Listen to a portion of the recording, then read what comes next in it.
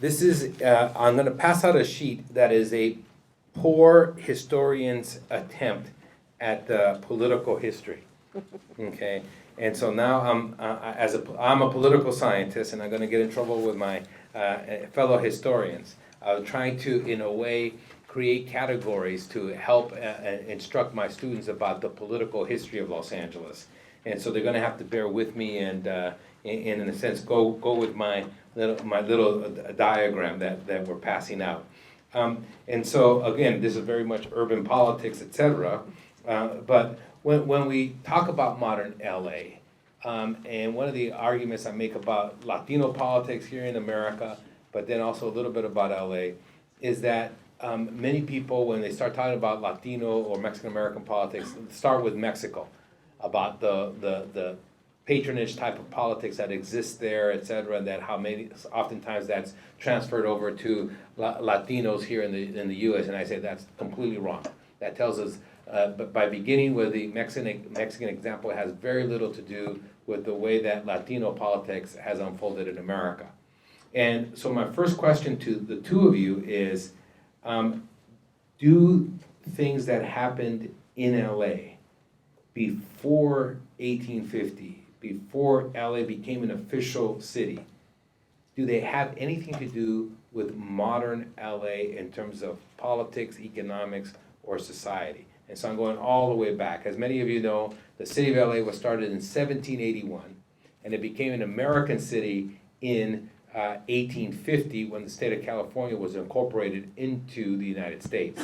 But in between there, it was also not only just a Spanish colonial town, it was also a Mexican town under the Mexican Republic, and some would even argue that it was a California town under the California Republic, but I'm not too sure about that. And so that's why we want to talk to historians, to better situate us in terms of what did happen.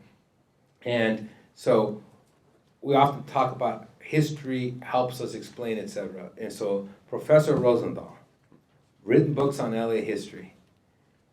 For me to understand contemporary LA history, contemporary LA politics or sociology or economics, what do I need to know about pre-1850 Los Angeles? I know that's a very general question, but I'll throw that one out there. Okay.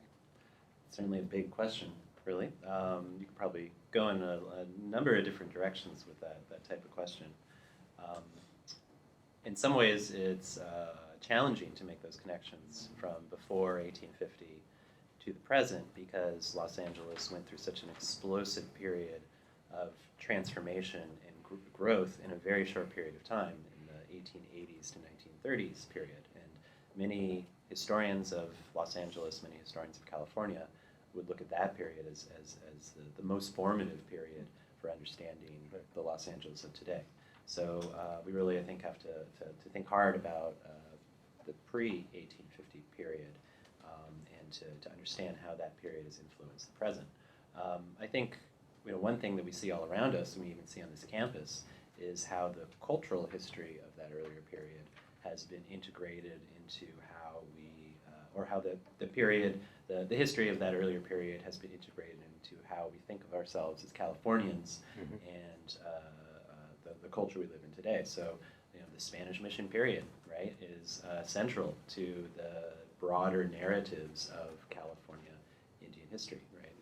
We think about, we have a particular kind of regional identity that's based upon this Spanish, quote unquote, Spanish past, right?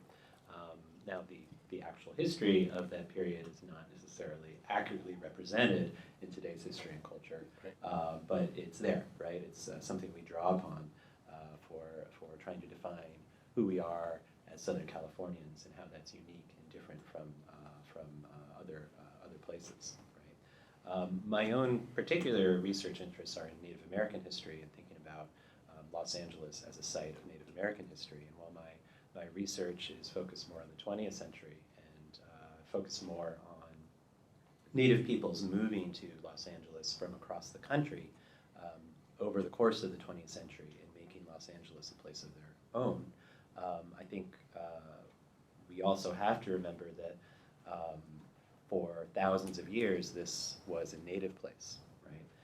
that native peoples have been here for thousands of years and are still here, right?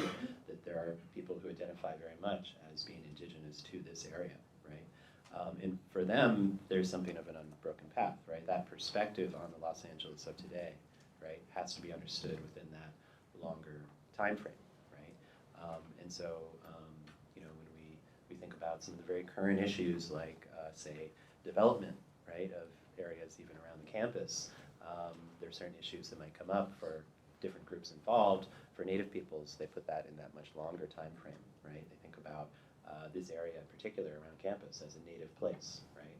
As a place that still has a meaning to them, and that still shapes the way that they see the world. And I think the big challenge for a lot of Native peoples is to convey that to a broader audience and to have that accepted as something that's legitimate and worth thinking about and valuing in modern Los Angeles.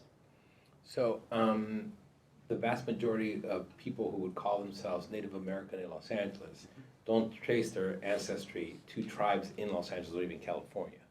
That's right. Most people who identify as Native American and live in Los Angeles County or in Southern California today, or in the Los Angeles metropolitan area, put it that way, have migrated here from other parts of the country. And most of the, so I've often heard it say that California actually had one of the largest Native American populations before European contact. And so that means that they were also basically wiped out. How did that occur? Well, sure, yeah. California had the largest non-agricultural population north of Mexico, right? So Native peoples in California, California is densely populated with Native peoples, many different cultures, many different groups speaking many different languages, beginning with Spanish colonization, with the development of the mission system that immediately begins to have an impact on Native populations in California, particularly in Southern California, right? Through disease, through overwork and conditions within the missions. Native peoples were the labor force. That's one way to think about it, is that Native peoples were the labor force for California more generally, and for Southern California, really from the beginnings from the late 18th century all the way through the 1860s until their numbers dwindle to the point that Asian immigrants begin to come into California to serve, to fill that labor need, right? That's actually a big area of research in the history of California and the history of Los Angeles right now, right? Is understanding that better, and particularly understanding the American period better and what role Native people played in the first years of statehood. So you talked about cultural history, and I mean all the street names, you know, or you know, the Sepulveda Pass, which existed, you know, and was given the name by the Native Americans, or the Cahuenga Pass, or things of that nature. That's just all around us, and also with the obviously the contact with the Spanish. Marne, tell the students a little bit about your research and what you've been doing when it comes to LA history. So my book just came out in November. It's called Making Black Los Angeles. Okay, everybody has to clap right now because this is awesome. Don't drop the microphone. You're not done. I'm done. It's called Making Black Los Angeles, and it looks at class and gender formation and racial formation from 1850 to the First World War, basically. And so it's trying to fill in some of this gap that Professor Rosenthal is talking about in kind of dealing with early cultural, I'll say, and even political history for Los Angeles. And by that I mean that I look at LA before it becomes LA, and so I look at who's here, what relationships are like, what racial hierarchies are being built, and then how African Americans get here and how they form a community, not just for themselves, but also in conjunction with other communities of color. So how do they get here? What attracts an African American to Los Angeles in the, you know, from 1850 through the rest of that 20th century? Well, initially they come as slaves. They're brought here, and we were in a slave state. We were not a slave state. So these legislatures, and so when I think about how California is shaped, and some of these people that we're talking about, Sepulvedas, the Picos, et cetera, those were very prominent. Those people became very prominent in California and in Los Angeles. And so the way that the first state legislature kind of decided on slavery was, without going into a long detailed history, was that they said, well, we're not going to get involved in other states' business. So they said slavery, California believed slavery was a state right, and that the federal government didn't have any business getting involved in that. And so what they did was they said, we're going to leave it up to the other states. We're going to be a free state, but if somebody wants to bring their slaves here, as long as they're not staying here for long term or permanently, we're going to let that pass. And so a lot of slaves fought in the courts and sued their masters once they got here, just like in other states. And depending on what the master's plan was, the slaveholder's plan, determined whether they would be given their freedom. So, and what are the numbers that we're looking at or thinking about? They're very, very low. I mean, in 1850, there were only 12 African Americans here in Los Angeles. There are several more that were brought, to Northern California, right, with the 49ers, to mine for gold and things like that. But the numbers are very, very small. 1850, we're talking 12. 1860 is like 134. 1870, it's like 200 and I want to say 214, which was about equivalent, I believe, to the native population here. And then 1880, a few more, like 318. By 1890, we have just over 1,000. Under 1,000. By 1900, just over 1,000, and by 1910, we have 10,000. So then the big jump is 1900 to 1910, you get that, and then other bigger jumps that occur. Yeah, and the bigger jumps come after that. So after 1910, the African American population doubles, and then it grows from there through the Second World War. And so when you're in your book, you're actually looking at a very small population. Very small. And what I did was I went to the U.S. Census, and I took out every person of color that was identifiable based on the census definition of race. So all of the Native Americans, all of the Black people, all of the Japanese and all the Chinese, it was harder to get, to figure out who was Mexican by kind of our today definition, just because LA was part of Mexico, as Professor Guerra mentioned. Mexican wasn't a category of the census until 1930, and so we have a lot of people who would be considered white during that time who were of Mexican descent, and we also have a lot of people who were considered Mexican during the time who were of Mexican descent.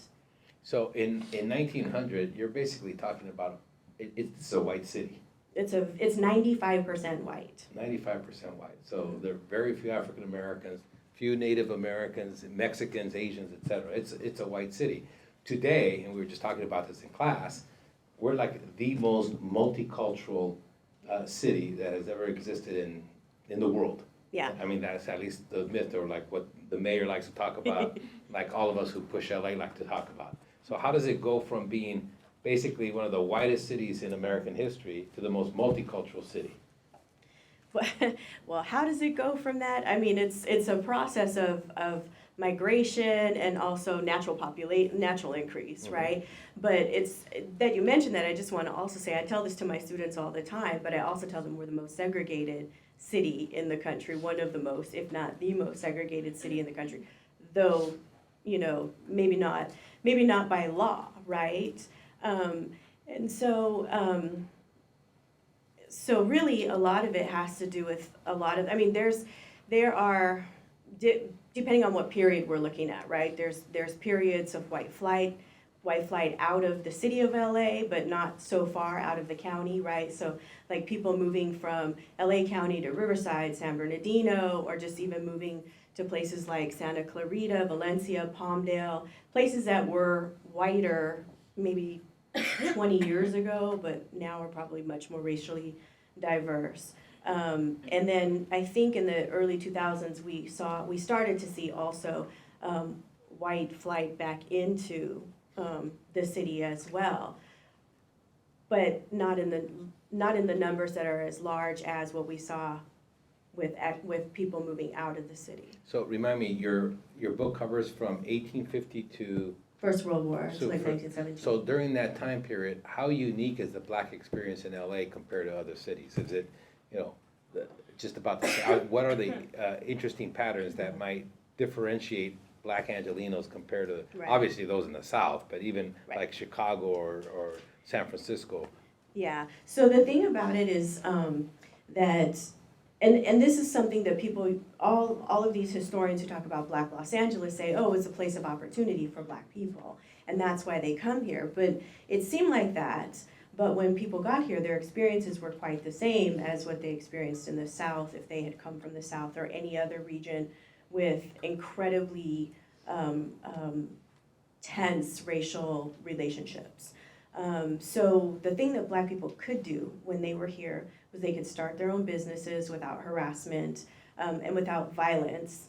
They could own property at, LA. It's kind of funny to say it was relatively cheap. People say it was really expensive, but you could buy property here even on the margins of the city, and the city was downtown LA, right? So kind of along the margins and own property and start a business. And it was easy for people to combine households to do that. And also African Americans here could vote, women after 1911, but they could vote in elections where they definitely could not do in the South and might have been hindered in other parts of the country. So Nick, when you think about LA history, what are the top 3 or 4 events that you can think of when someone says, "Hey, give me the quick version of LA history"? What are the events that stick out in your mind? Well, certainly the move of film industry to Los Angeles in the early 20th century, right? That's a big part of Los Angeles' history. It's an important moment when this major cultural institution, it wasn't yet a major cultural institution, but it turned into one very quickly once it got here, right? So the film industry is based on the East Coast in the early 20th century.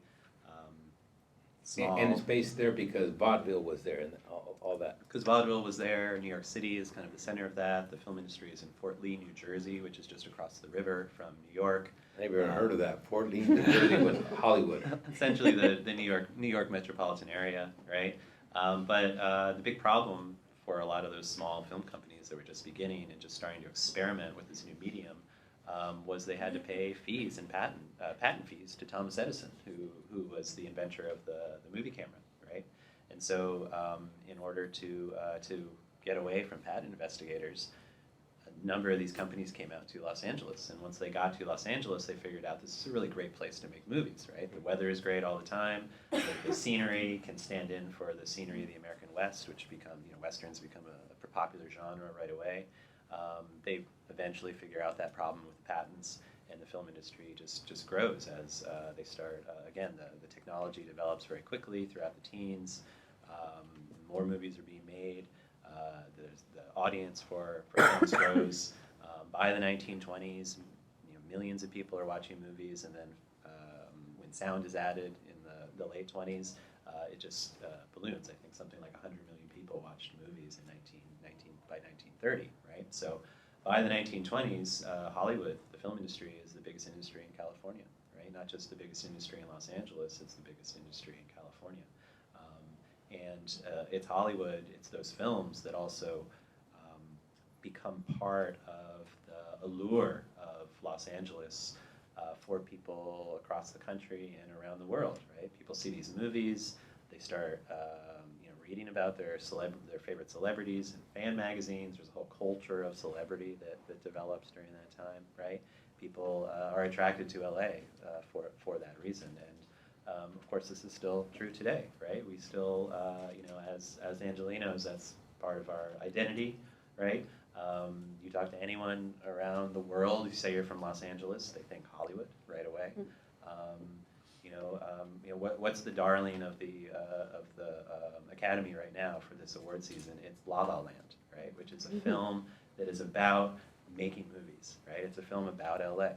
It's about actors struggling to get into Hollywood, to get into the film, and it shows off the city, and it goes back to those early films that were musical numbers, right? It's LA, it's Hollywood celebrating itself, and the public loves it, right? So that's certainly a big moment. So that's your number one. Well, it's the first one that comes to mind for sure. Kind of to try to kind of understand how we got to where we are today as a city, right? That's a big moment. So what about the aerospace industry? Aerospace industry, of course. Los Angeles was the first center of the aviation industry in the early 20th century. That's one of the big, along with Hollywood, that's another one of the big industries that explains how Los Angeles grew into such a big city in such a short period of time.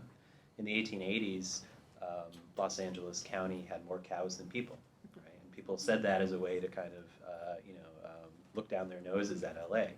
San Francisco was the big city in California, going back to the gold rush.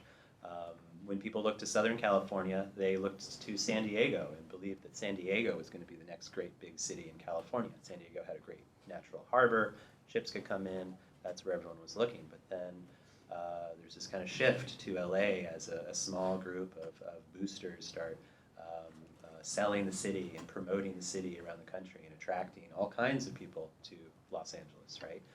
And I'd say not just white Midwesterners and Northeasterners who wanted to escape the cold winters and wanted to live somewhere sunny, but really all kinds of people, right? I actually think LA's diversity goes back to that period, right? Whether it's Chinese or Japanese immigrants or African Americans or Native Americans coming to work in places like Hollywood, right? Because that's a big source of migration for Native Americans too, right? They're actors in those early Western movies, right? I think that's a big part of that helps explain this long history of LA being one of the most diverse places in the country.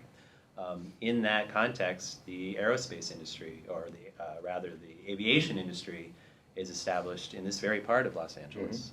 Just as flight is becoming possible and people are experimenting with it and figuring out new innovations, this part of Los Angeles is the center of that. And that's why by World War II, when the federal government decides it needs to make a lot of planes for the Allies, right, for the United States and its allies during World War II, it looks to where the airplane industry is centered, and it pours millions of dollars in federal contracts into into Los Angeles for companies like Northrop or Hughes or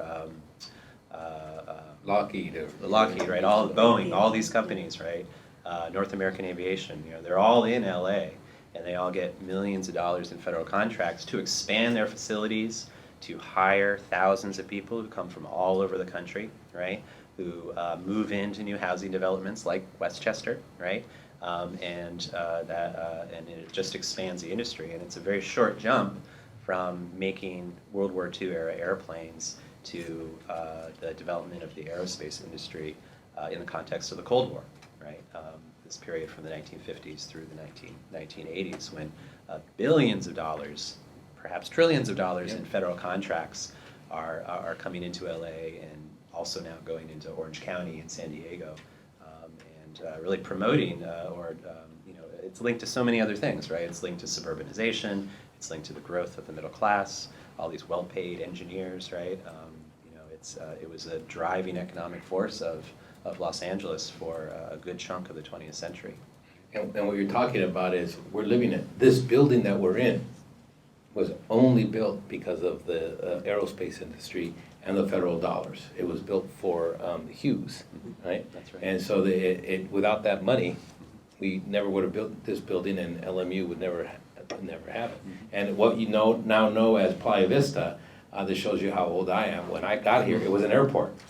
So as you look down and you see all that housing, it was an airport with a runway that was as long as the runways at LAX. And the famous Spruce Goose, which you should look that up, was built down there. And we have a map, you can see the map over there of LMU when it's first being built. And right below that is basically Hughes.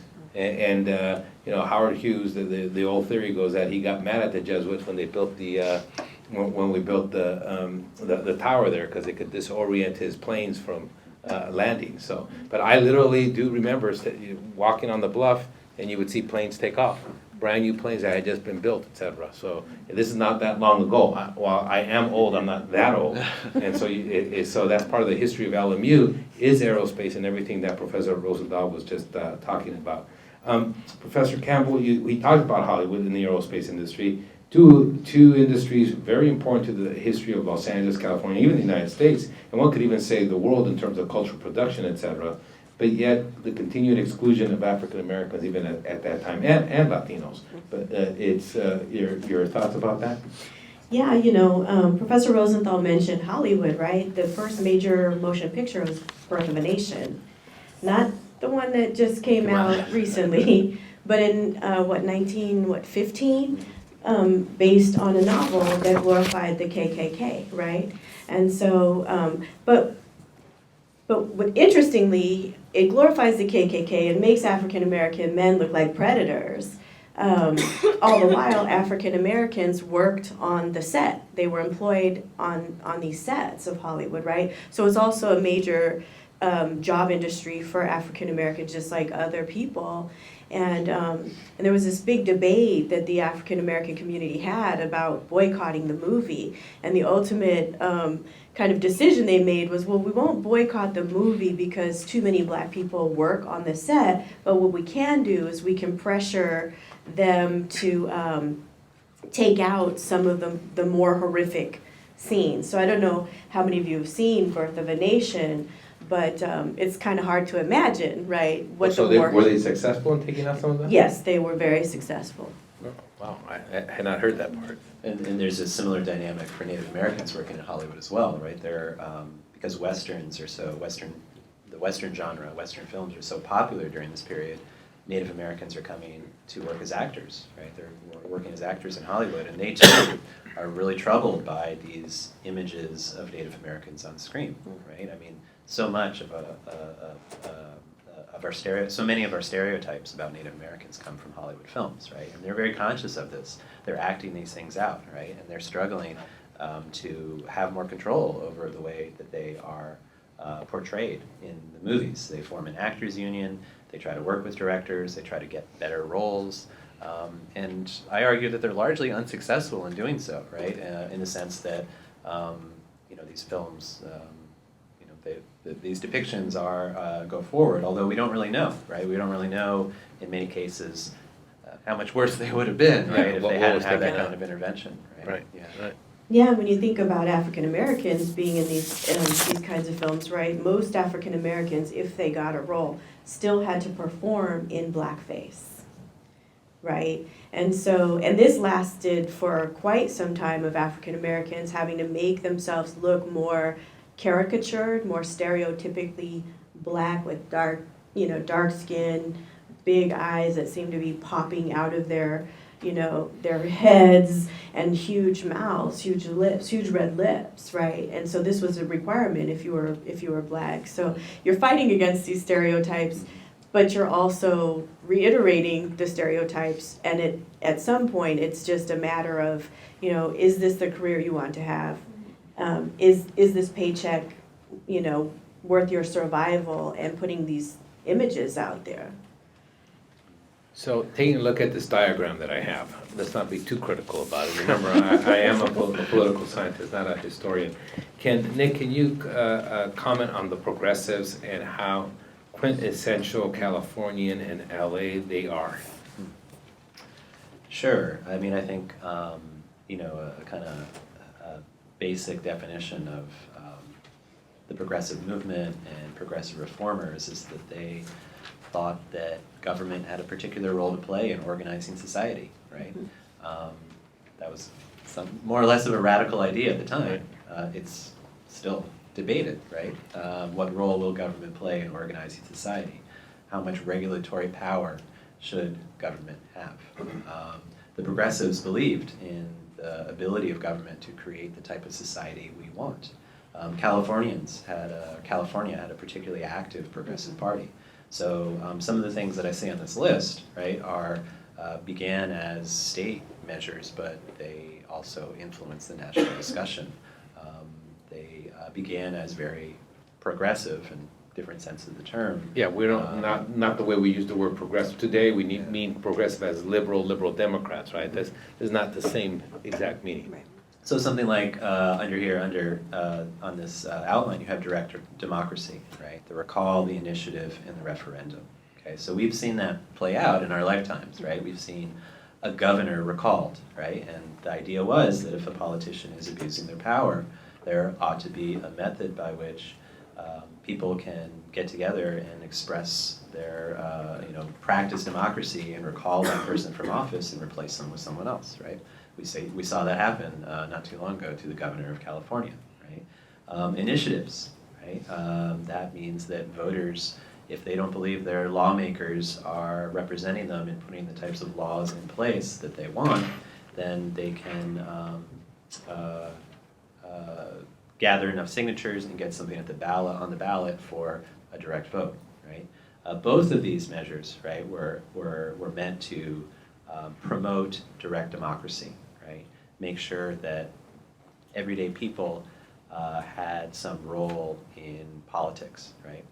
Both of these progressive reforms, right, have also evolved and have changed and adapted to the point where they're problematic in some ways, right? Because the people who created these reforms didn't see how big money could corrupt these types of processes. It got distorted, Yeah. right? I mean, the attempt was to take away, or to give people power and take it away from special interests, Right. more or less. And today's world, the way it's practiced is that special interest has captured these three aspects and is able to spend so much money. And so now we need another reform. What that would be, who knows? But the progressive reforms, Professor Campbell, did they have any impact on the daily lives of African Americans, Latinos, or women? Oh, absolutely, and all of the above. So all of these groups were very much a part of the progressive movement. And I'm thinking the first thing that comes to mind is Charlotta Bass, who's the editor and owner of the California Eagle, which today is called the LA Sentinel. So it was the biggest African American owned newspaper here in Los Angeles, and she runs. She puts her her hat into the ring to run for president of the United States, right, on a progressive agenda. Unsuccessfully. Yeah, I think we figured that. Right, but a lot of What year was that? Oh gosh, what year? It's I want to say it's closer to the late teens, early 20s, roundabout. I thought it was 1916, but I could be. You're Something probably like that. right, yeah. But she. It was a remarkable woman, though. Yeah, no, she was. But what's interesting is that all of these African Americans, not all of them, but a lot of African Americans, a lot of women, they followed along. The thing that they picked up from the progressives was that they wanted to attack sort of what they called society's ills, right? So they wanted to help people by opening orphanages for children who had been abandoned or people who couldn't take care of their children. They wanted to build, hospitals. They wanted to, so the agenda, right, kind of to deal with like the social problems was very much taken up by women, particularly African American women. And the way that they did it was they sort of looked at their own community and they said, okay, we want to push,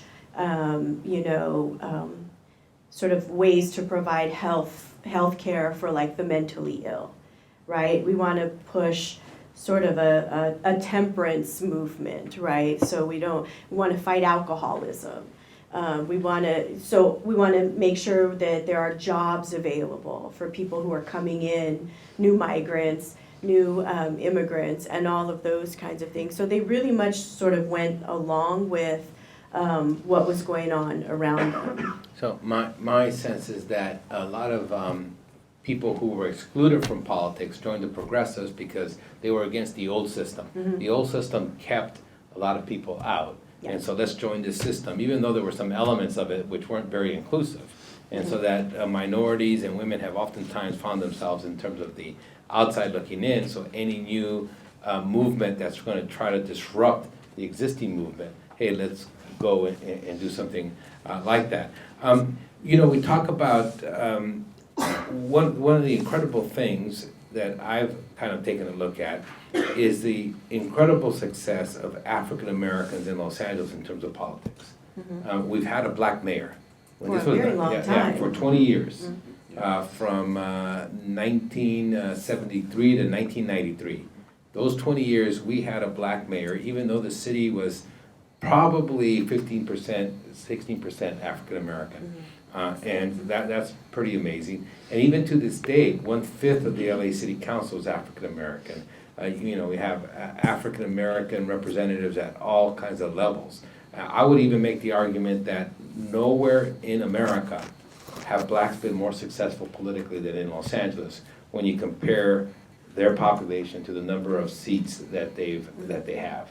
We've had members of Congress, supervisors, city council members, mayors. Yeah. You go on, and came very close to even having an African American governor. In less than 1/2% of the vote.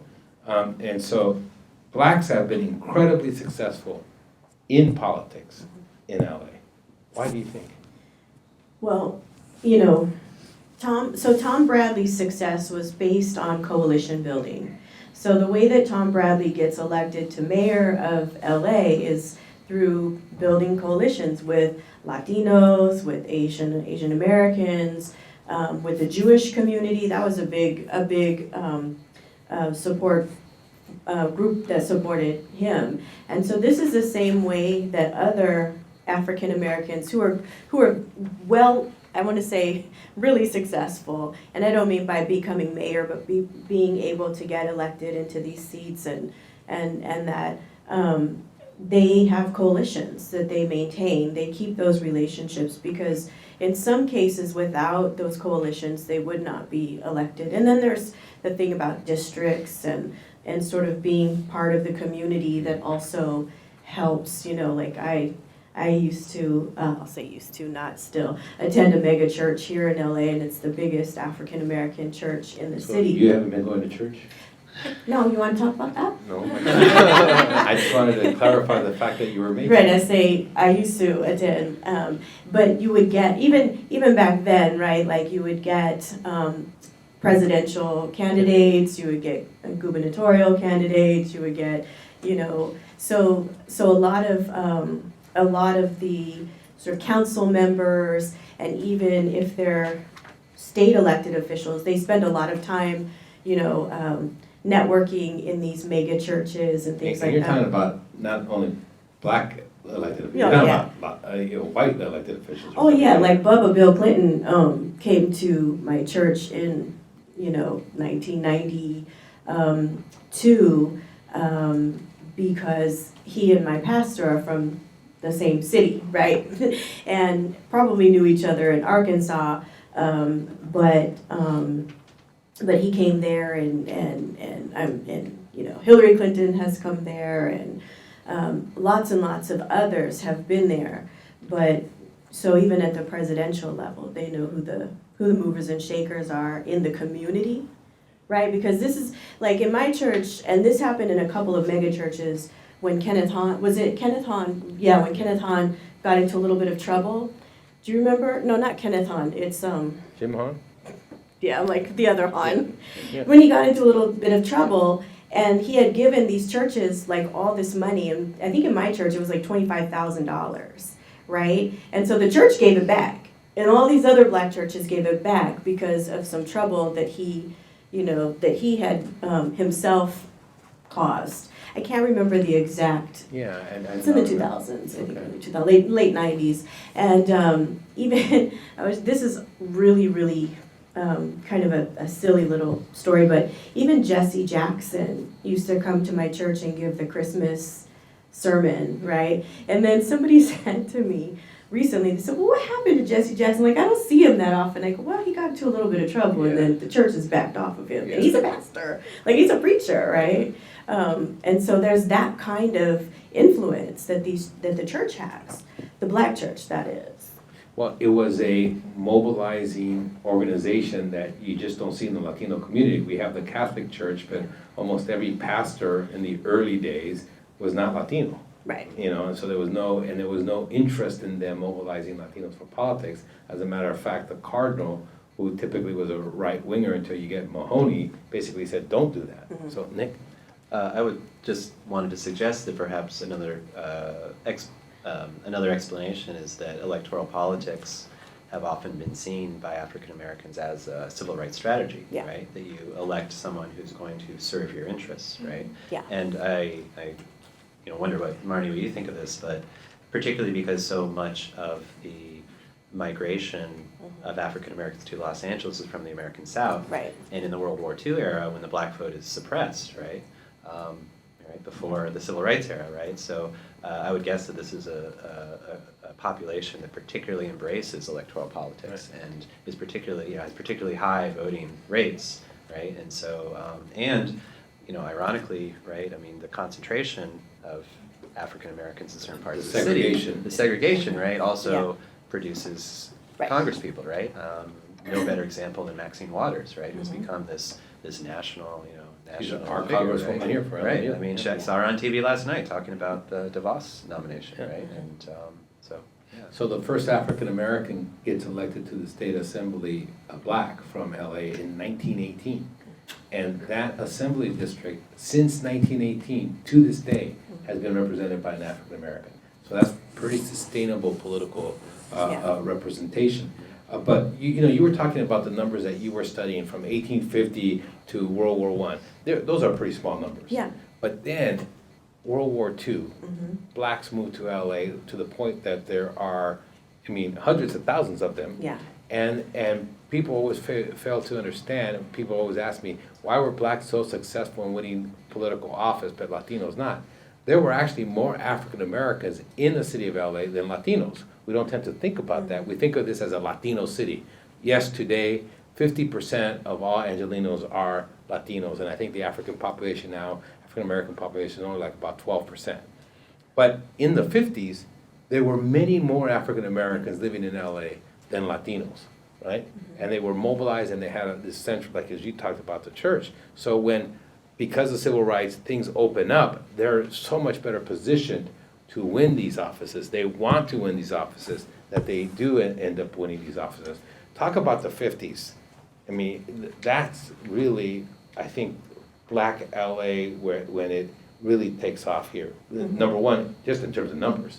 Yeah, like Professor Rosenthal said, there were a lot of jobs here, right? So you had kind of the Hollywood set that had been here, but then there's also the aviation industry opens up a lot of jobs for African Americans, and you have a lot of African Americans who come not just to LA but also to Northern California because those jobs were available, and they were hiring, right, where they wouldn't get hired in other parts of the country, north or south, and it's also a place where though segregated, they're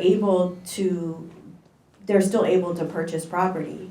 Again, without harassment, without violence and things like that. Well, now, in certain areas. But that's what I'm saying, those segregated, right? There are restrictive covenants that are preventing people from buying houses. Just to be clear what a restrictive covenant is, I actually bought a house in Westchester. It had a restrictive covenant. What that means is a covenant is just a clause, and this was a paragraph. In the paragraph, I'm talking about recent, I bought a house that was built in the 40s, and it said there that this house cannot be sold to Negroes, Jews, Mexicans, or Japanese. Yeah. So they didn't say Latino, they used to say Mexican, not African American, Negro, and when they said Japanese, they meant basically every Asian, right? And Jews. Okay, it literally says that in the deed. So I would be violating the law by buying that house or selling that house. And it was a way to assure white buyers that the neighborhood would never become a minority, that it would only be white, because it only could be sold to white. And it was legal. Yeah. You know, and that's the amazing thing. But Until the it late creates 40s. segregation. Yeah. Yeah, until the late 40s. Right. Right. The Supreme Court decided it was illegal, but they're still in the deeds, right? Yeah. You know, if you're from LA, ask your parents to check the deeds, because there's a good chance. it Especially has if you live restricted on the covenant. west side. Yeah. Yeah. Especially if you live on the west side. And so neighborhoods were drawn out. African Americans started moving into the part of LA what we call South Central now, but it was along the eastern side of the city, the Central Avenue corridor, and African Americans started moving into those neighborhoods because those were the neighborhoods that didn't have such restrictions, although it was believed that even in South Central, in the Central Avenue corridor, it was believed that they weren't selling homes to African Americans. So Ralph Bunche, for example, was one of the first, his family was one of the first African American families to buy a house on their block, and people thought they were white, and so that's why they sold the house to them. And so after they bought the house, they were like, haha, we're really black, you know, from Detroit, we're black. And so, but more and more families of color started moving in to South Central, right? First, a lot of African Americans, and then after that, they just kept being pushed further south until you get into places like Watts. Even Compton wasn't made for black people, neither was Watts, right? These were neighborhoods that were made for people to, mostly white people, but a lot of, working class people who could afford, it was cheap housing for them, right? Several veterans would come in, and several families would then live in this low-income housing until they could afford to move beyond that. But so African Americans moved in, and they moved into these segregated, districts around the city, and there are several of them. There are several pockets. So and they're all divided by class, right? So the West Adams district, for example, beginning in the 20s, and even getting bigger in the 40s and 50s, became sort of like the place where black entertainers lived, right? And so did View Park. Well, how many of you know what View Park looks like now? Right, so View Park is increasingly white, and African Americans are being priced out of the market there, right? And so there are very few places that are still affordable around LA, and a lot of those places are black and Latino neighborhoods that are now, as this flight is coming back in, they're becoming gentrified, and then those groups can no longer afford those neighborhoods.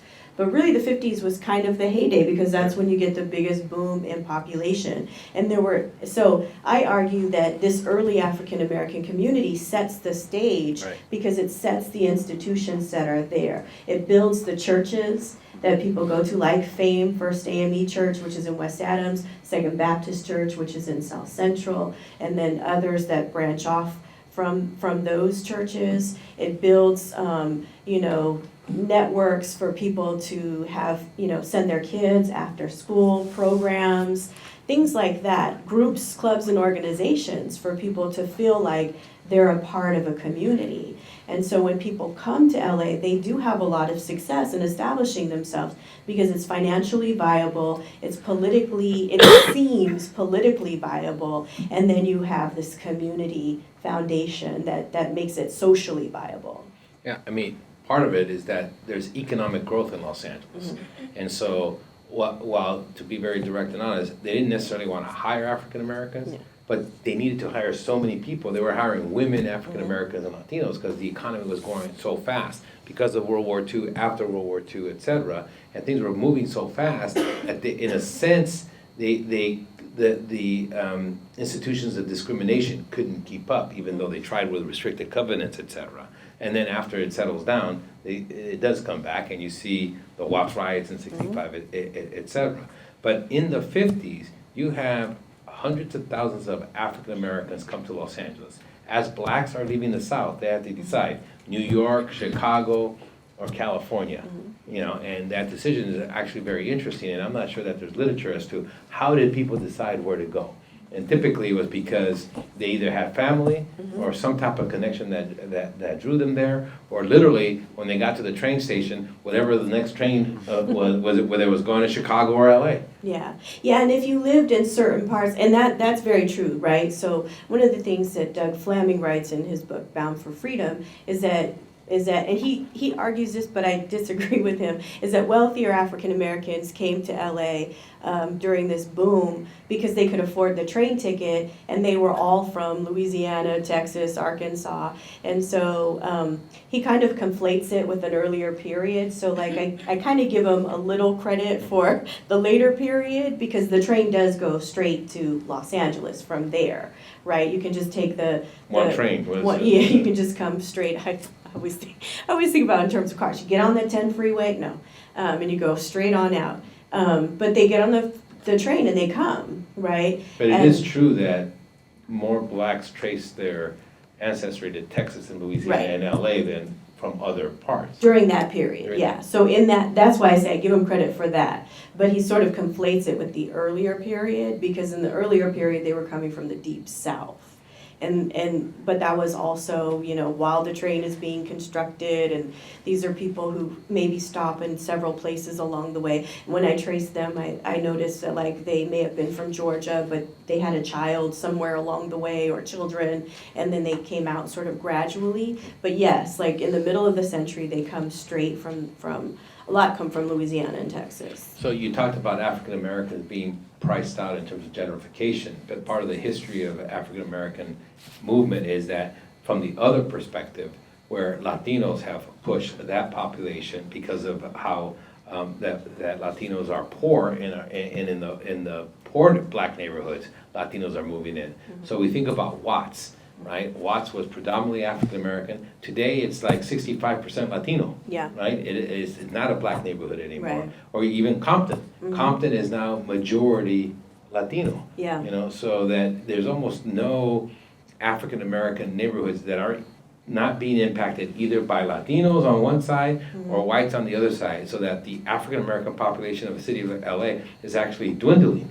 You know, it just like every month there's 2,000 or 3,000 less African Americans in Los Angeles City or Los Angeles County. That's just a demographic shift that you just see happening.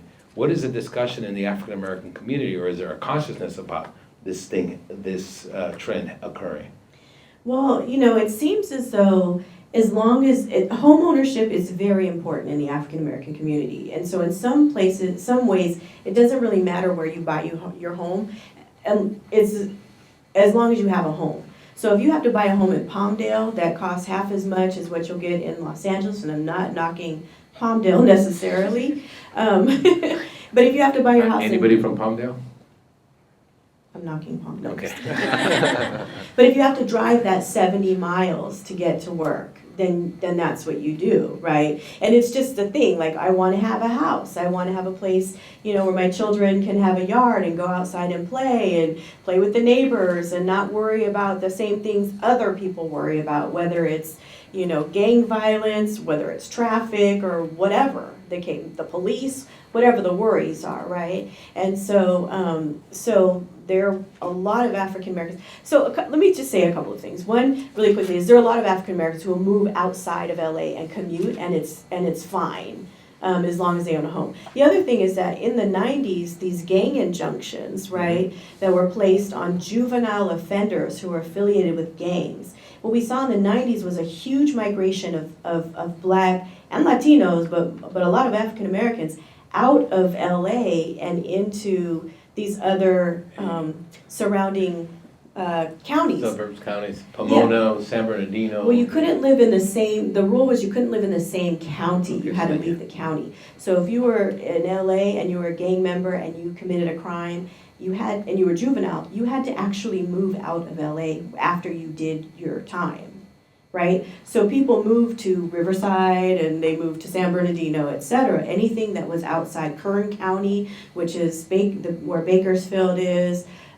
And a lot of it is because a lot of those people had relatives who were willing to take people in. in those places, so the whole family didn't have to get uprooted. So you would send, like, maybe your son would go live with an aunt or something like that. Sometimes whole families moved, but this made for a lot of migration in and out of the city, right? Because some people in Riverside couldn't live in Riverside anymore. Now you can move next door to San Bernardino, but LA is also next door. So it all depended on sort of what the situation was like in your household.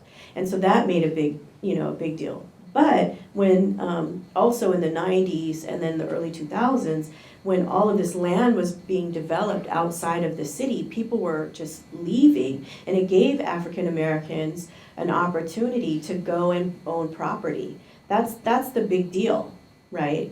Is to be able to own property. And I find that to be very consistent with the history just here. Yeah, but if present trends continue, Oh, you're yeah. gonna have the continuing decline of the African American population in Los Angeles. Yeah. I mean, there's probably like 200,000 less African Americans Yeah. today in LA County than in the heyday. Mhm. And so, what's the future of African Americans in the City of Angels? I mean, it's, you know. I know, I'm not hopeful at all, because, well, I'm hopeful that, I shouldn't say it this way, but I'm hopeful that something will give and the housing market will go back down, but it's never gonna go back down to, to where it was really affordable to live. And so that's gonna be a hardship, but I'm not hopeful that we're gonna be able to keep those numbers up. Yeah. Most people will live outside of the city, they'll commute in to go to church on Sunday because we'll drive a long way to go, to some good church. And then they'll go back out. Well, actually, what's the definition of good church? Well, the preaching's gotta be good, the music's gotta be right, the spirit has to move you. What else? That's about it. Nick? I was just going to say that there are political implications for this, right? Yeah, very And much this so. relates to our discussion of African American political power. What happens to African American representation politically in the city of Los Angeles when those populations are so dispersed, right? Yeah. You're left with, you go back to coalition building, right? Yep. Yeah. You have to. And certainly some of the mayors we've seen in the past have drawn on African American support, but as part of a broader coalition, and that's what African American politicians, they'll have to follow the Tom Bradley model, Right. which is not just rely upon concentrations of black populations, but build these broader coalitions across the city. And they're not gaining those outside of LA, right? You don't go to Riverside and suddenly you become, city council member of Riverside, in Riverside, or, Moreno Valley or something like that. So it's a loss. I mean, there's always some weird exceptions, but Yeah. it's a weird reason why some African American got elected in one of those. But, so for instance, we have data today that we have something like about 45, there are still 45 African American elected officials in LA County. Every single one of them has more Latinos in their districts than African Americans. I mean, it's like, one of them, Councilmember Curran Price in the city of Los Angeles, his district is 85% African American, Latino. 85% Latino. And so for an African American to win in that district, it's a very different type of politics. And then there's pressure by a lot of African Americans, whether it's Black Lives Matter or others, for black elected officials, hey, we need you to do a black power agenda. And they're like, but most of my constituents, and so they get into, they're sympathetic, but if they act on that, they're not gonna be around. Right. And so there's a tremendous challenge.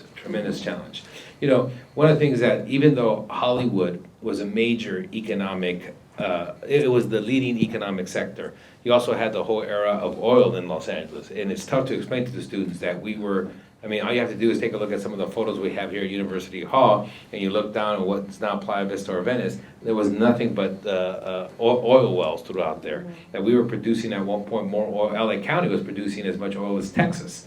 It's hard to believe that was the case, but that was another leading sector. Then we talked about aerospace, and we could talk about all kinds of, but I make the argument that irrespective, that the number one economic leading sector in LA has always been housing and development, whether it's development of housing or just development. That the whole political system has been set up for that. the press, the theme and how we talk about Los Angeles as constant development, and therefore bringing people. The more people we have, the more we can sell housing. But now you do have the counter to that, where people who have housing, whatever, they're like, okay, enough. New housing was great when I bought my house, but not anymore, because new housing will just create more traffic. And so that's the biggest political issue in Los Angeles. The two biggest political issues in Los Angeles is the politics over development, which is always situational, and then charter schools versus public schools. All the other issues are we're such a highly democratic state that they're totally irrelevant. But when you think about the politics of development and the history of LA, you just see it constantly. What impact has it had on ethnic groups, on different aspects of stuff that you study, Nick? Well, I think like you say, right? We have to look to this earlier period of the late 19th and early 20th century, and this period of explosive growth, and see real estate and development is really central to that, right? The boosters, the people who are promoting Los Angeles, they're trying to get more people into Los Angeles.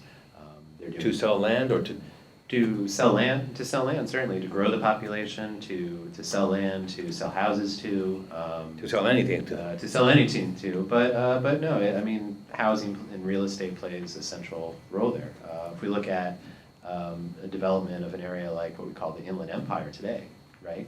That's all land that the railroads owned, because the railroads went out from the center of Los Angeles all the way out along the course of what is Interstate 10 today. Right? And so the railroads owned all of that land.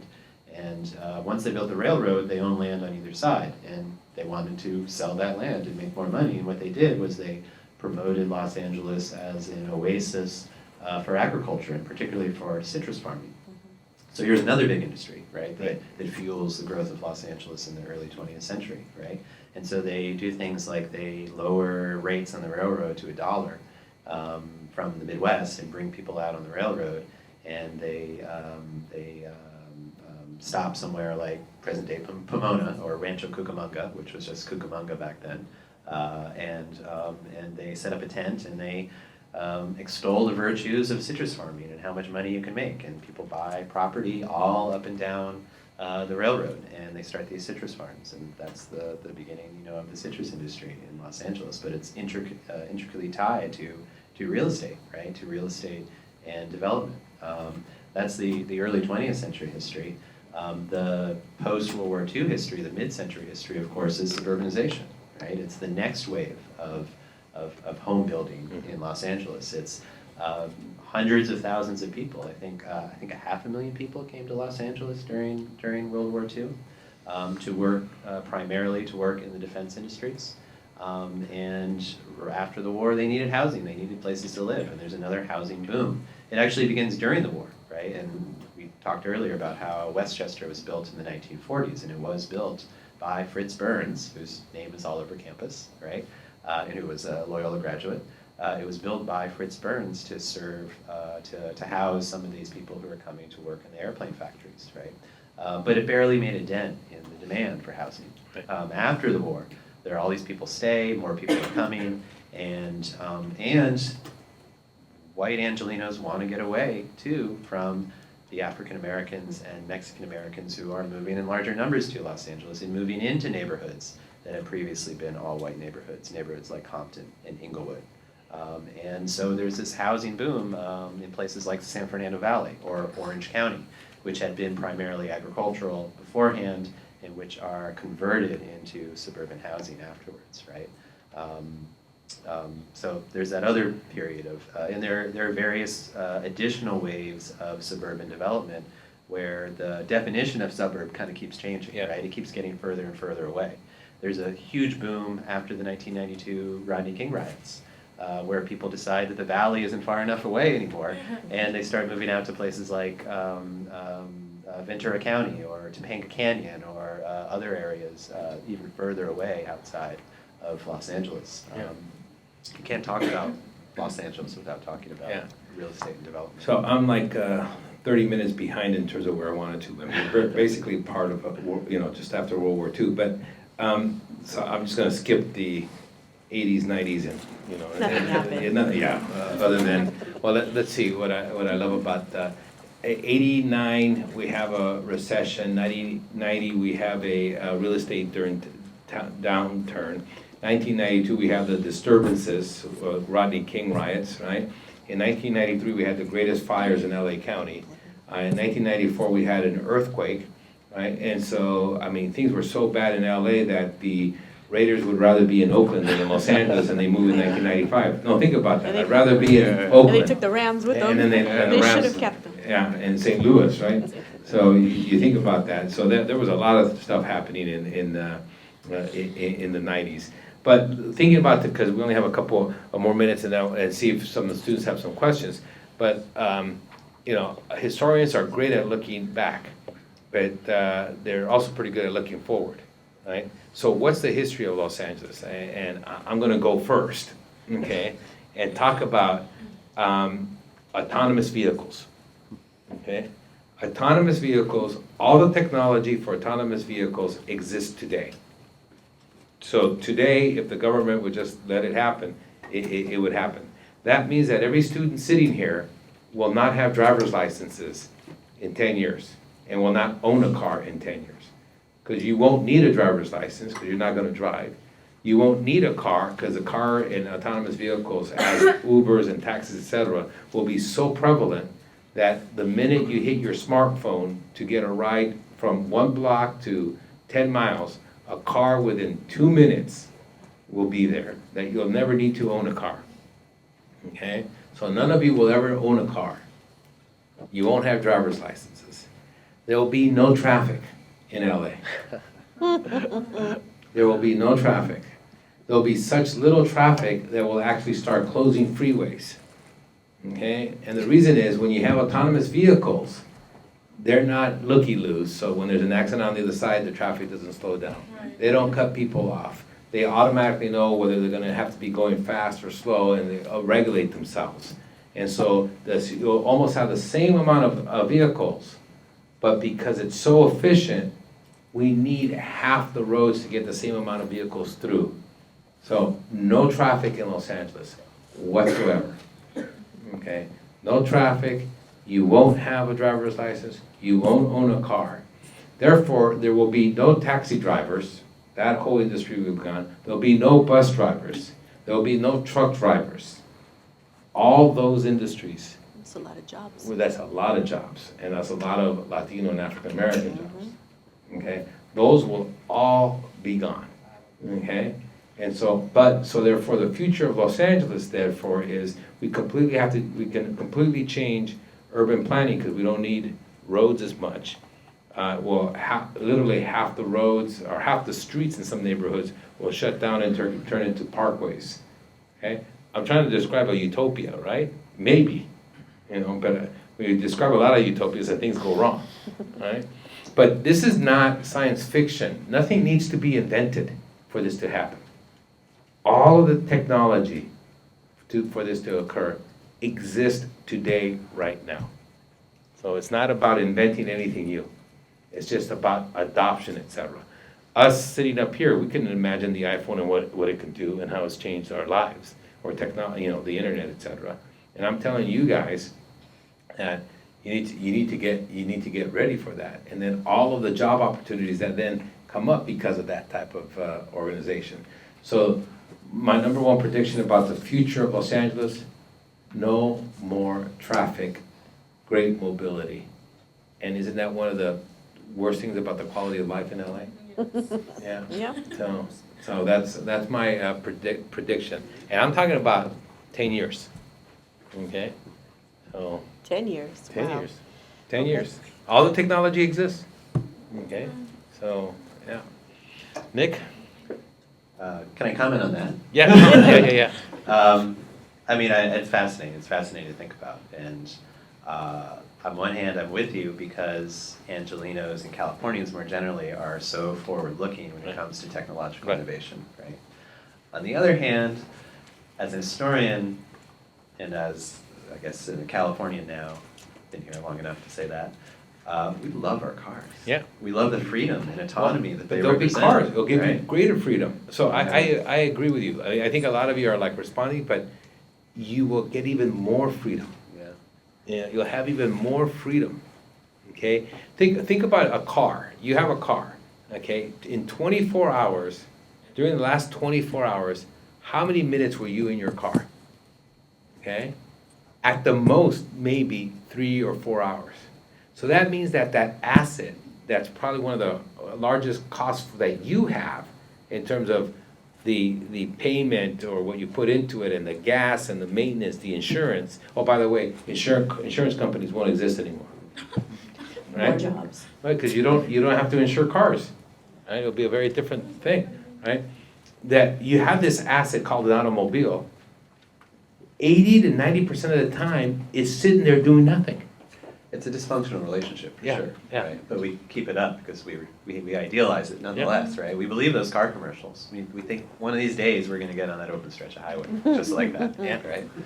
Or we take a great road trip, right? I mean, you can't forget your great road Okay, trips, right? already, we have the lowest rate of 16 and 17-year-olds getting licenses in California than we've had in the last 30 years.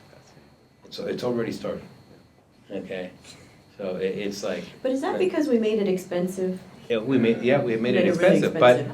but people were willing, we made it more expensive, but also. Uber Uber? plays a big role in that. Oh, yeah, now Uber is, Yeah, that's yeah. definitely true. So, Can I make another? No, go ahead, yeah. and it's prediction. a little bit of a tangent. It's kind of my own soapbox these days, but I'm really interested in what you said about kind of how new technologies can very rapidly change the economy, change society, culture, and the economy.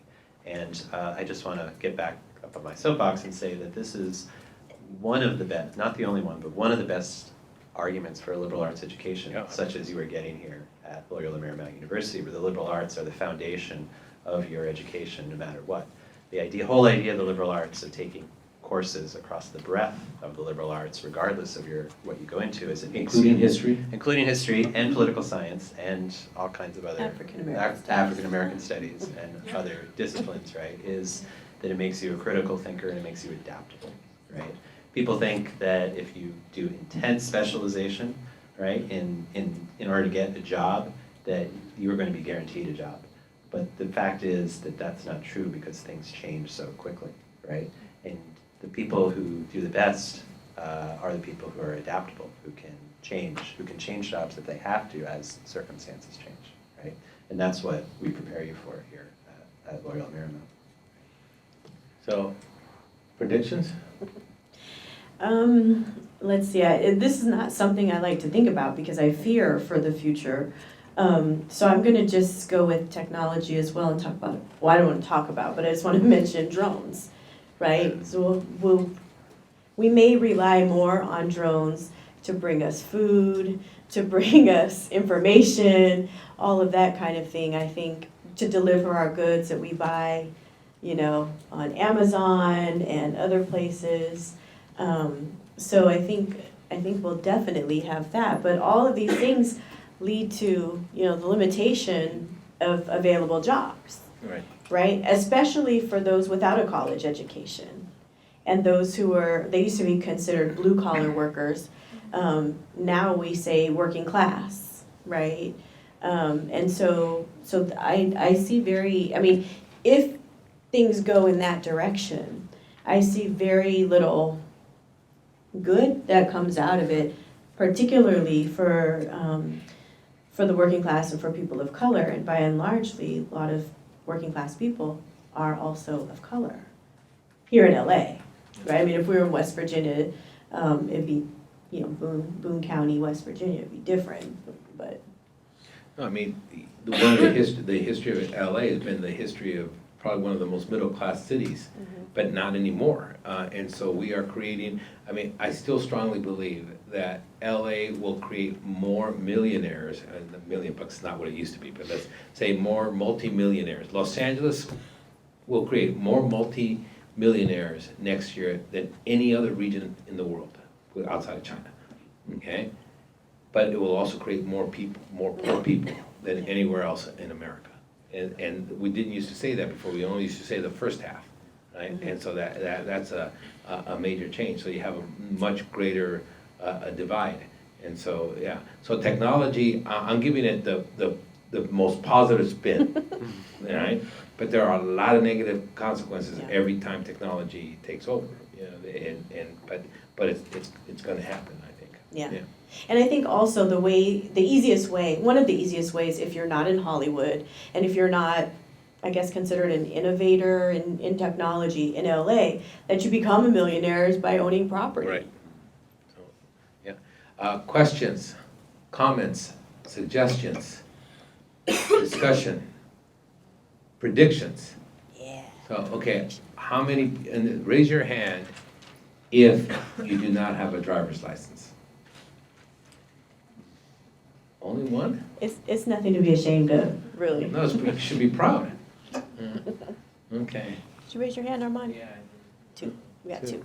All right, I so, don't need to drive. Oh, never mind. Well, I'm from Arizona, so I never needed to drive. I had my parents chauffeur me everywhere, so. okay, well, that's like, He has his own chauffeurs, mom and I think dad. Arizona is more actually car dependent than even LA, but so I tried an experiment, not this past summer, but the summer before. I got rid of my car and tried to see if I could, for 3 months, survive in LA without my car. And it was a lot easier than I thought. Now, of course, I only live 3 blocks from campus, right? But I do go to downtown quite a bit, et cetera. And what makes it easy psychologically was Uber, knowing that I could take a bus or a train anywhere, and then if something happened that I got lost or the timing wasn't right, that I could just get on Uber and come on back, you know. But it helped me realize there is actually a pretty vibrant transit system in Los Angeles. It always used to boggle my mind. My mom, who's a Mexican immigrant who never got a driver's license, she knew the bus system like the back of her hand. She could get anywhere. She'd put us on that bus and we'd go, and we, before you know it, we were in someplace. So I was always amazed. But most middle class people in LA are afraid of the transit system. Most working class people, because they have no choice, know how to manipulate it and use it and get around. Can get around much easier than we ever envisioned it. Yeah. When I was a graduate student, we used to have a summer program at UCLA, and we would take our students, they all came from HBCUs, historically black colleges and universities, and we would take them on the bus to show them how to get around LA. And the first question they would always ask every summer was, how come everybody on the bus is black and brown? Yeah. Right? Like, it was so odd to them. You're like, well, welcome to LA. But you do see that the light rail and the metro is much more diverse. It's still predominantly African American Latino, but there are many, many more whites on that system, and it's beginning to change. Yeah, there's certainly a growing transit movement in Los Angeles, which is encouraging, right? And investment, right? Right. In the last election, you know the numbers, how many billions of dollars? $140 billion. Yeah. But we Angelinos voted to invest in our future by voting for $140 billion. Okay. Now, if part of my projection is true about autonomous vehicles, we may not need that transit system to that same degree, but we'll figure out how to use it and maybe we could turn some of those, especially the subways, into a Hyperloop. Okay, Hyperloop is again, it's a technology that we know, right? And there was just a competition here in Hawthorne. The center of Hyperloop technology is only like 5 miles away from here. Hyperloop is basically a vacuum where you create a tunnel, you create a vacuum, you put something there, and it could travel about 600 miles an hour. Okay? Again, this is not science fiction. The technology exists today. You could do it. All right? And Elon Musk has been investing hundreds of millions of dollars to make that happen. It's just a technology we just haven't applied, but it exists today, And and so you could, instead of building a high-speed rail, you can build a Hyperloop, and that's what he's trying to get people to do. So I'm giggling because after the Super Bowl, on the local news, they were asking people about these tunnels, and they were asking this man, and he was like, "Oh yeah, give me a break, tunnels in LA, whatever." And I was like, "No, they actually do exist. I mean, we did have, we have all of these tunnels, we're using some of them for our light rail, you know, for the metro system, but we do have them, so. Well, the transit system we had in LA be in the 20s and 30s. Tell the students a little bit about that. Oh yeah, you can get around the Los Angeles basin on the red cars and yellow cars, the trains, the electric trains, right? So you could get all around the basin, and there were problems with them, right? They shared the streets with cars, which was one of the big problems, right? And people got very frustrated riding these things, but they worked. You could get around. They were fell out of favor by World War II. They were replaced by the modern system of freeways that we all experience today. And now that there's been this transit revival, some of the new transit lines are actually on the same paths as this older system of red and yellow cars that existed in the early 20th century. Yeah, and part of the challenge is that they were privately owned. Right. And they were loss leaders really for development, Right. as you were mentioning before. Yeah. So, yeah. So, anybody have a prediction out there?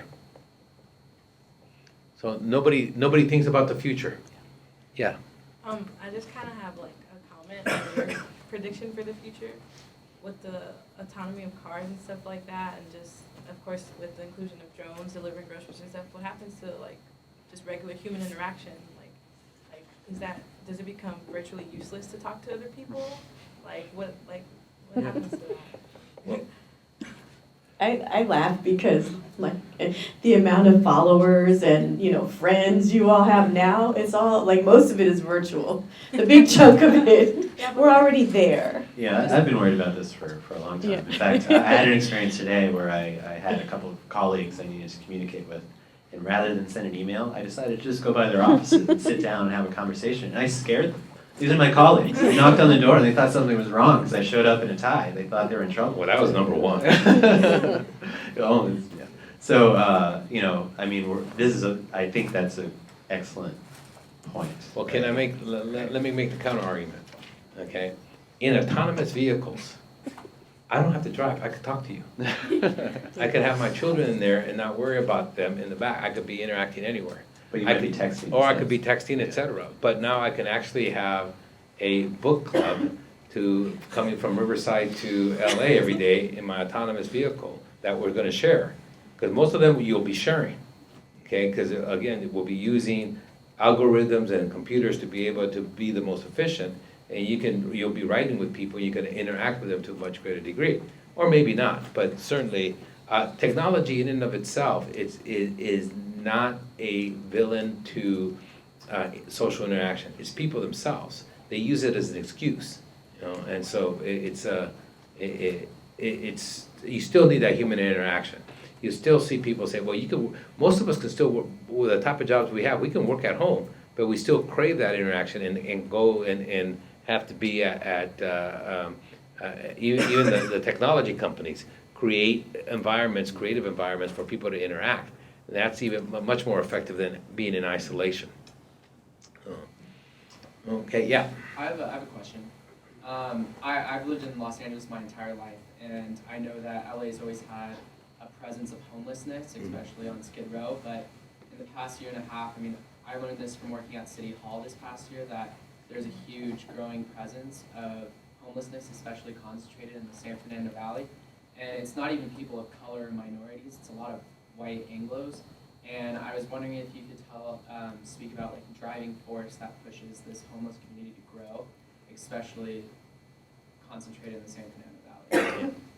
Well, I think the housing market is a big explanatory factor here, right? Because we're often talking about working poor, right? People who have jobs and they can't afford to live in the city, and that's, you know, I mean, yeah, one of the two biggest issues, right? Certainly, if not the biggest issue in Los Angeles today and its livability is, you know, how do people get into houses? How do they get into houses where they work, right? So the state and local government have been reporting on this for years. So the Southern California Association of Governments is the one that studies housing, et cetera. And the cities, they've been saying we need to build about 100,000 more homes a year than we've been building. And they have the projections. They know how many people are here, can estimate how many people are gonna come, and how many housing units we have, and we continuously fall short. And you say, well, wait a minute, if there's a demand, and we talk about LA being a hub for developers. I mean, you look around Loyola Marymount University's campus.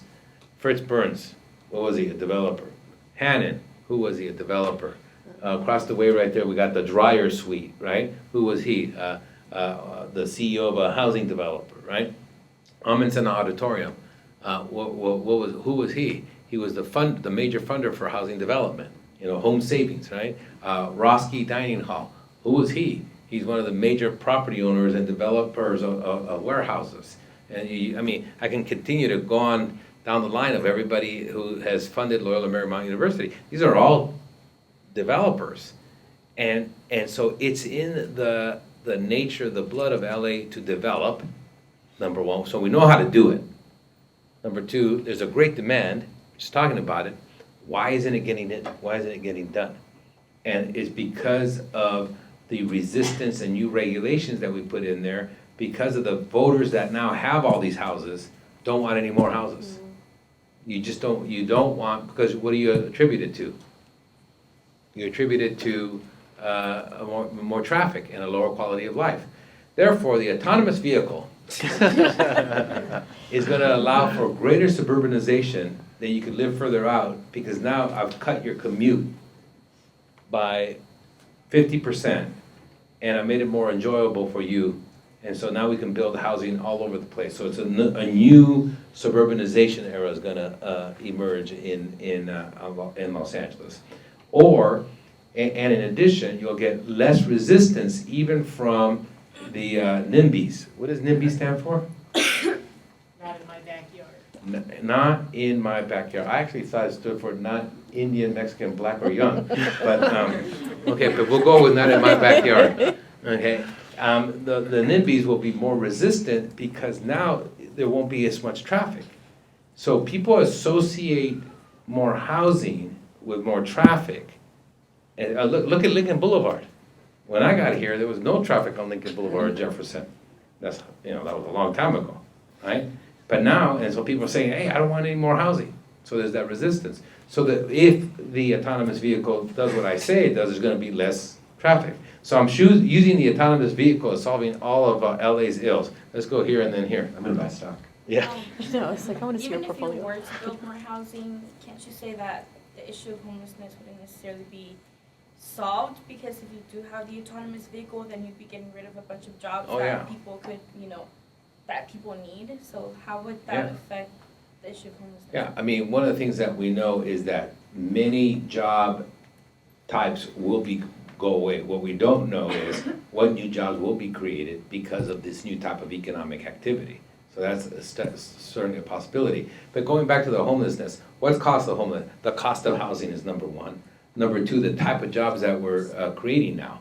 And we're creating very high-end jobs and very low-end jobs, very few middle-class jobs.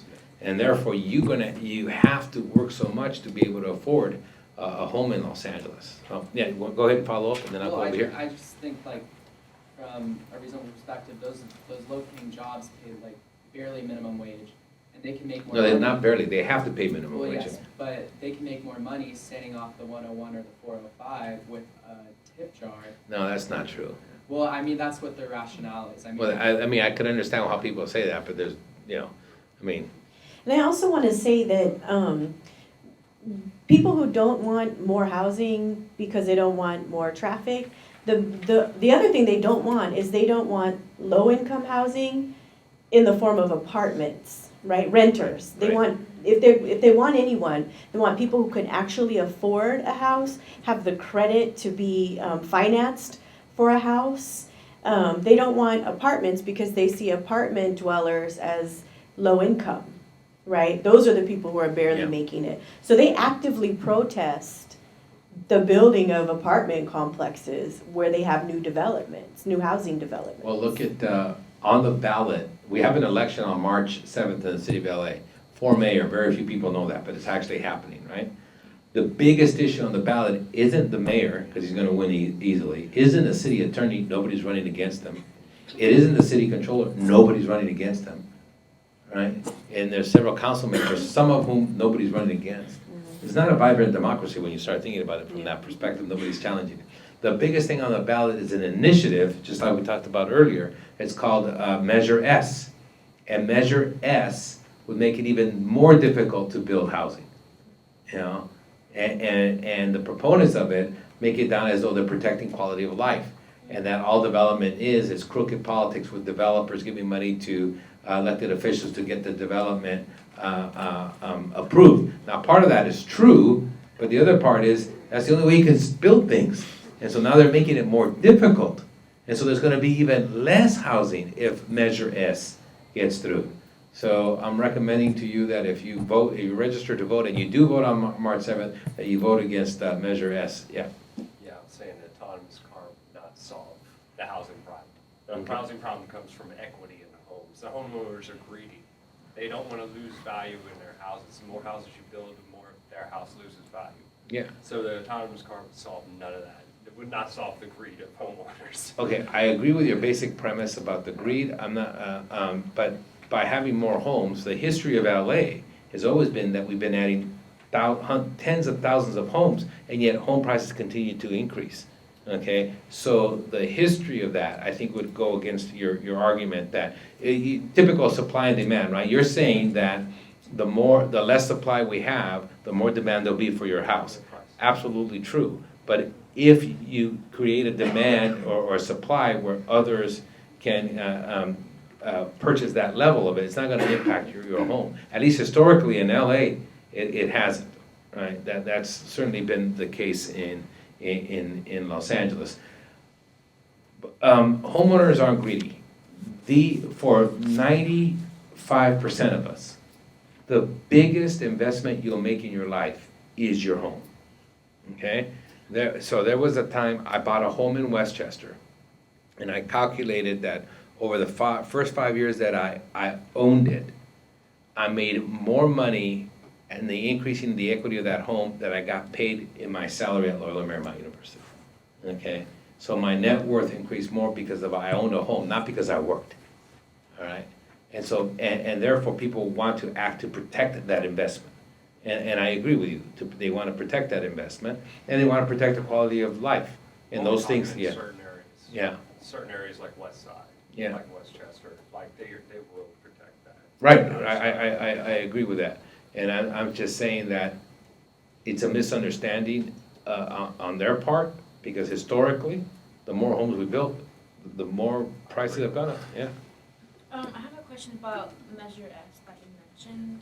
So if, Measure S would not pass, like if it doesn't pass and more development does occur and more houses are built, wouldn't that kind of like lead to, okay, I don't know how to word this, but like Dr. Campbell mentioned how when houses are being developed, oftentimes people don't want to build apartments because they're thought of like, they're for low-income families, et cetera, et cetera. So wouldn't that kind of cause the issue of like gentrification and like building homes for wealthier families or middle-class families? And then if you do build those apartments, they're usually put in like projects or like areas that are, with like higher crime, and then like it's like another issue, but wouldn't that, I don't know how, Yeah. I don't know. I don't Go ahead. Measure S doesn't limit all development. It just keeps development down to 2 stories. So you can only build one type of development. Yeah, and I mean, there is one point that Measure S has, and it's part of the frustration. The general plan that determines what you can build and how you can build is so outdated that every time a developer comes and says, hey, I want to build something, because this is the best use of land, right?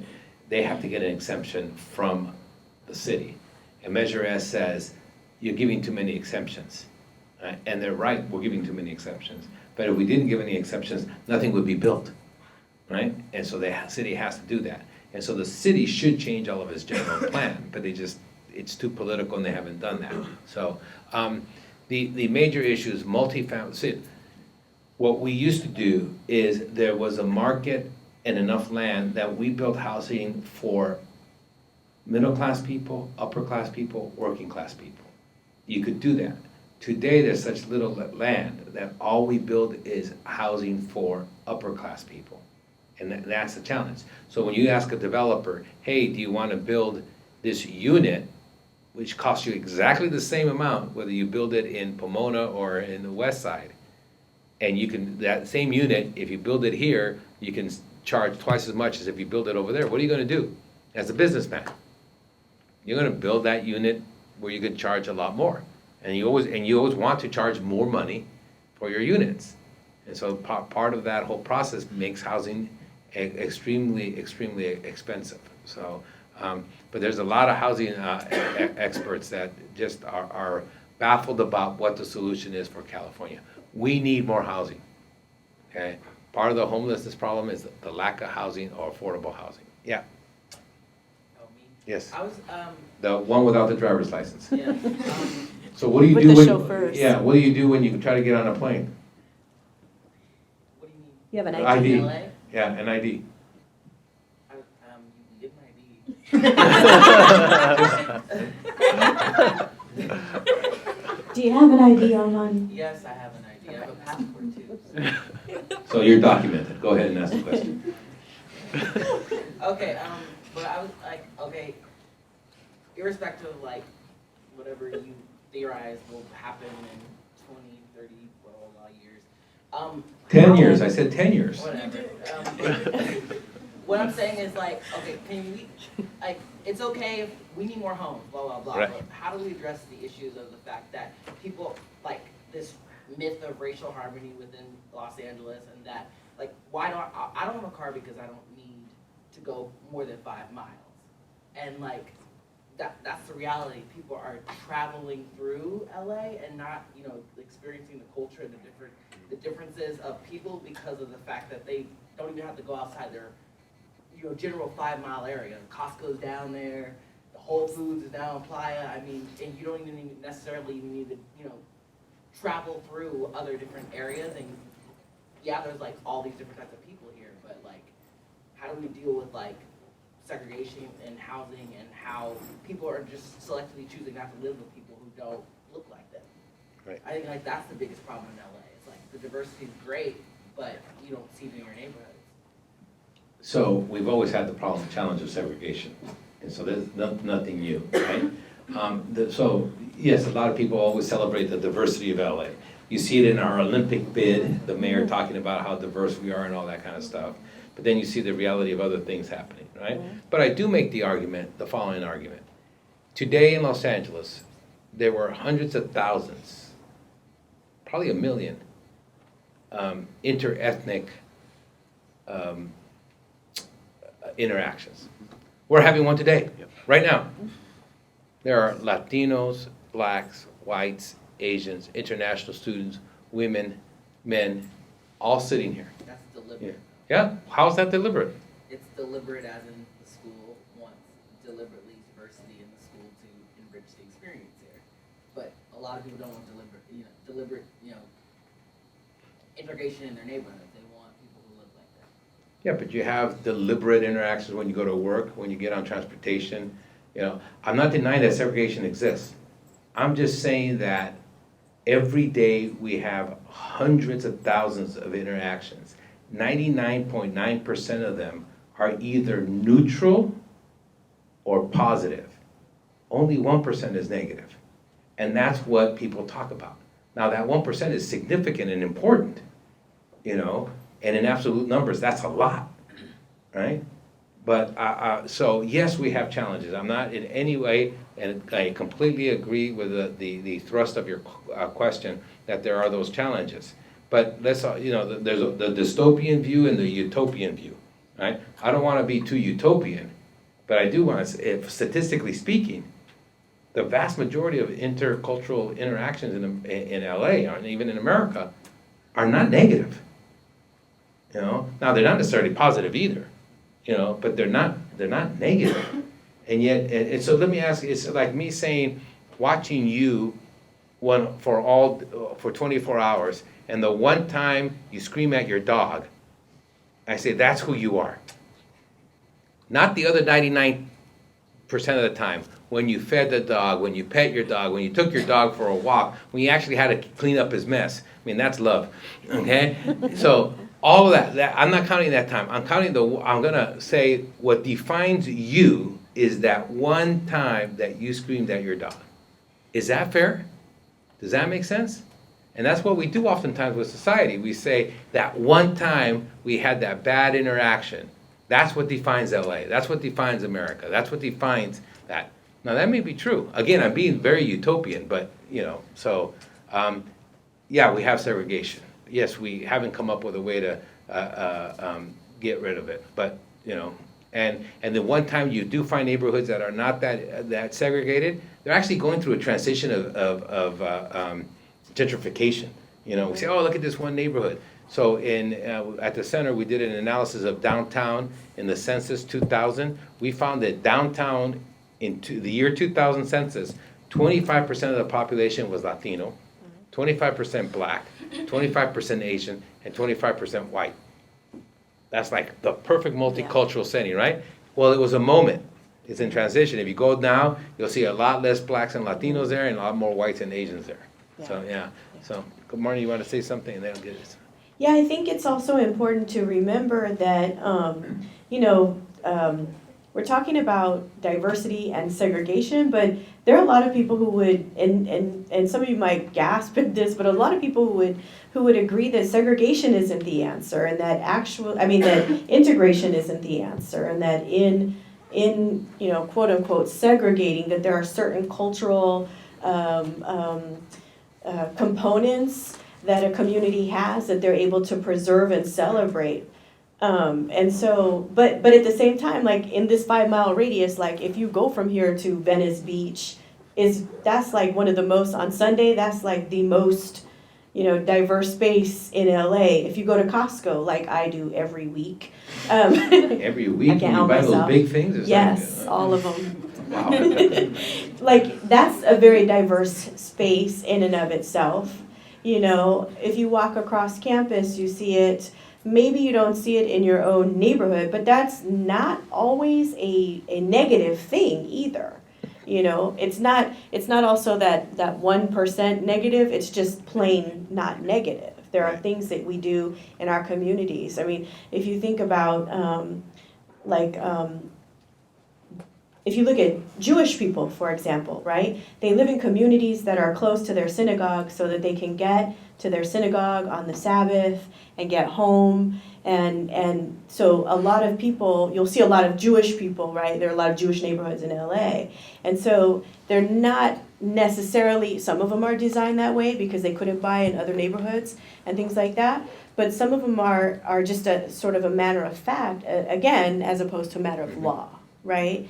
And it's about that cultural connection rather than a one that's discriminatory. Yeah. I mean, if we get rid of the segregation, we won't have as many Black-owned businesses. We may not have Black churches. Mm-hmm. We may not have a Black newspaper. Right. A lot of Black organizations that exist won't be able to get together as often, and therefore they will dissipate. Part of what created a rich Latino or Jewish or African American life was because of segregation. It's one of the few positive aspects of this very negative institution and system. Mm-hmm. So I'm not in a way arguing for segregation, just saying that segregation mostly led to bad things. It also led to some positive things. Mm-hmm. And it was positive because it was a way to organize against that segregation, mm-hmm. that you needed to build these type of institutions. Yeah. Isabel? Just a big issue in LA right now is gentrification, and especially like East LA and Boyle Heights area. So I was wondering, do you think that's I know it's kind of a binary question, but like a bad or a good thing? And what do you think of people, activists especially, telling people, stay out of my neighborhood? You're whitewashing it, you're taking it over, like it's some sort of manifest destiny in the modern day. And how do you think it could be stopped? Yeah. Increasingly in LA is not a racial thing, though it continues to be, because in a lot of Southeast cities, you're seeing it as Latino gentrification of Latino neighborhoods. And so it's really a class thing. And it has to do with a lack of housing. I mean, Why does somebody all of a sudden decide to go into a neighborhood where they could afford somewhere else? And the only reason they're doing it is that the lack of housing somewhere else. And so that's happening. And so it's gonna continue, it's actually gonna even increase, I project, in the next 5 years to a much even greater extent, like what we have in San Francisco. San Francisco, one of the few major cities whose black population and Latino population both declined between the 2000 and 2010 census. That's almost unheard of major cities. We've had some black decline, some Latino decline in some cities, but only because blacks moved in or Latinos moved in, right? And San Francisco, that's gentrification at full scale. It's going to increase in LA before it decreases, all again having to do with housing, okay? We're not building enough housing. And this is leading to homelessness, gentrification, traffic, all the ills is our inability to build housing. I also want to suggest looking at the work of Eric Avila, Avila. His work is very good, and he talks about these issues, especially in this area of East Los Angeles, Boyle Heights. He talks about he also talks about sort of in his first book. He talks about around Chavez Ravine, right, and what happens when they come in to build Dodger Stadium. And I think they're really good works. Yeah, I would just add to that you're right that the good-bad binary is, as you recognize, is a little, it's not quite the way to look at it. I think another way to look at it is that gentrification produces benefits for some and great disadvantages for others, right? The first wave of gentrification is often artists and students, right? It's people who can't afford to live in other neighborhoods but are willing to live in neighborhoods that seem interesting to them, and they move in, and that's the first wave. And then they're followed by young professionals who kind of follow their heels, who continue to develop the neighborhood. Again, young professionals who are finding trouble living in other parts of the city, but who see these newly developing hot spots, right, as a place where they can buy a first home and start a family, right? So there are tremendous benefits for those groups, right, who are priced out of other neighborhoods. But of course, the disadvantages are placed on the backs of the poor, right, who already carry such great burdens in terms of the the development of the city and prosperity of the city, right? It's often who have moved to those neighborhoods because they can't live in other parts, and then that's runs throughout the history of Los Angeles. Places like Chavez Ravine, freeway development, right? And all kinds of big development projects that were for the good of the city, the disadvantages were carried by the poor and the working class, and especially people of color. And gentrification is a very similar dynamic. So we have time for one more question. Okay, so my bad, but I kind of have two questions. We have time for one. No. So. We'll answer half of each one. So going off of what you said, Professor, could a possible positive of gentrification be that communities that lack things like grocery stores, eventually get those? I'm from Windsor Hills, but that's on the border of South Central and LA County, and I'm fortunate enough to know where grocery stores are, but I know my friends in South Central have to drive all the way to La Brea and Rodeo if they want to go to Rouse or something, So could gentrification help that issue of a lack of grocery stores? I think that's an interesting dynamic, right? It can raise the quality of life, but it has to do so without pricing people out who already live there, and that takes conscious planning, right? And it takes political will. It takes making these hard choices and deciding that is the type of community that we want to have. We want to have this population that has lived there for some time, right? We want to have more of these conveniences, right? And resources for the community, right? We want to have art spaces. We want to have artist lofts, right? We want to have affordable housing for students. We want to have single-family homes, right? We want to create this community where, our kind of ideal utopian community, right? That takes planning. So, well, hey, did you say you have two questions? What was it? Okay, what was the second question? Okay, you don't have to answer it because it's just me being me, but Like, why does it take gentrifications for Black and Latino communities to get grocery stores? Marnie, she goes to Costco. She doesn't go to grocery stores. I do go to grocery stores as well, but I gotta go to Costco every week. Come on, every week?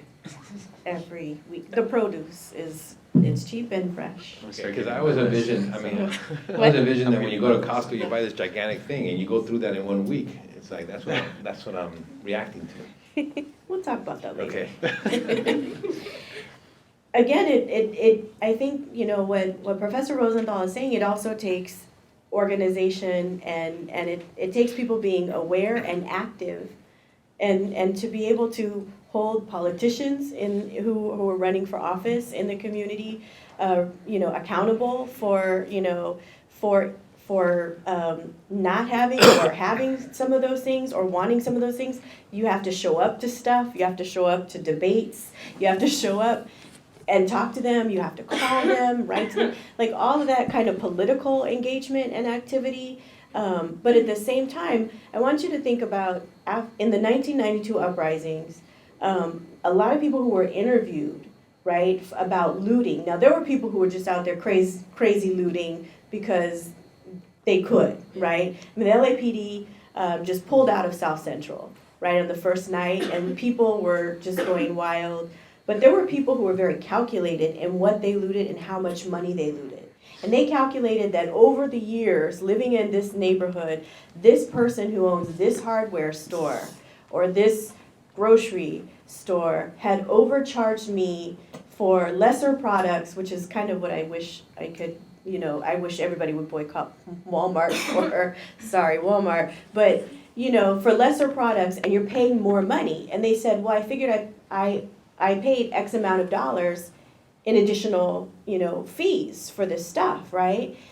If we had the grocery store in the neighborhood. So I went in and I took X amount of dollars worth of items. Now, maybe you didn't need those items. Maybe you didn't, maybe you were going to sell them off. I mean, we didn't have eBay, we didn't have internet back then, right? But still, people felt justified in sort of taking back what they had believed, right? They had overpaid. And that was a very common thing that people reported doing. Now, we get to see, because of the documentaries that I know I show in my classes and other places, we see people who are just out there like, hey, I got some shoes and I got some, you know, and all of that. I got stereo.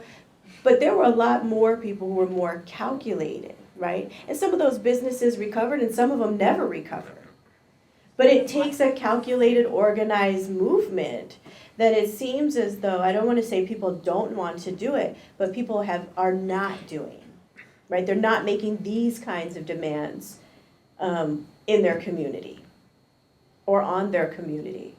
It takes a lot. All the civil rights movement activism, that was a lot of training. It was a lot of just sort of learning how to be disciplined. All of this stuff takes a lot of time and a lot of energy. And when you're a working person and you have kids and you're barely making ends meet, it's hard to do.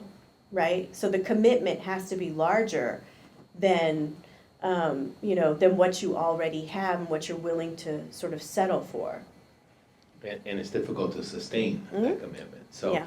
hey, I want to thank you guys all for the questions and let's thank Professor Rosenthal, Professor Campbell. Hey, thank you. All right, guys. My class, we'll see you next week.